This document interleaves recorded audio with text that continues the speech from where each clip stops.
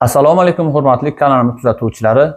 Yana bugun yangi darsimizni boshlaymiz. Bugungi darsimizda ham Shayx Sa'di She'roziyning hikoyalaridan biri bilan tanishamiz. Avvalgilardan farqli o'laroq, avval o'zbekcha tarjimasi bilan, keyin esa asl forscha matn bilan tanishamiz. Xulosalarni o'zlaringizdan kutamiz. Endi matnga e'tibor qaratamiz.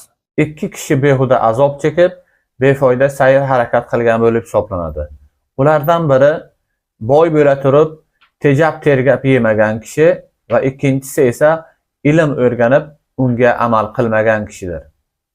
Baytning tarjimasini keltiramiz.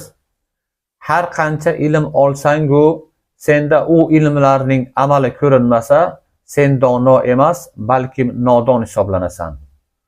Ustiga kitoblar har qancha ko'p ortilgan bo'lmasin, hayvon na olim va na dono hisoblanadi.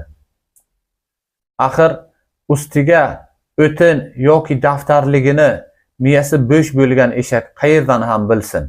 Demak, ikki kishi behuda azob chekib, vaqtini, xatti-harakatini befoyda sarf qilgan bo'lib hisoblanadi. Ulardan biri boy bo'lib tejab yemagan kishi va ikkinchisi ilm olib amal qilmagan kishi bo'lib hisoblanadi.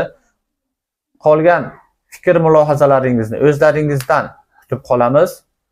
Endigi navbat esa fors tilidagi asl matnni o'qishga qaratamiz. Do'kas ranji bihude birdan va sa'i bifoyde kardeyand.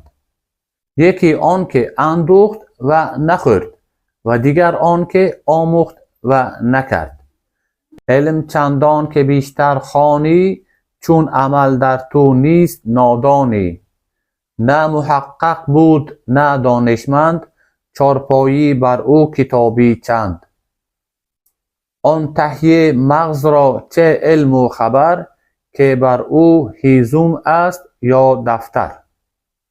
Obuna bo'lmasdan kuzatayotganlar obuna bo'linglar. Fors tilini o'rganish istagida bo'lganlarga ulashinglar. Diqqat e'tiborlaringiz uchun rahmat. Salomat bo'linglar.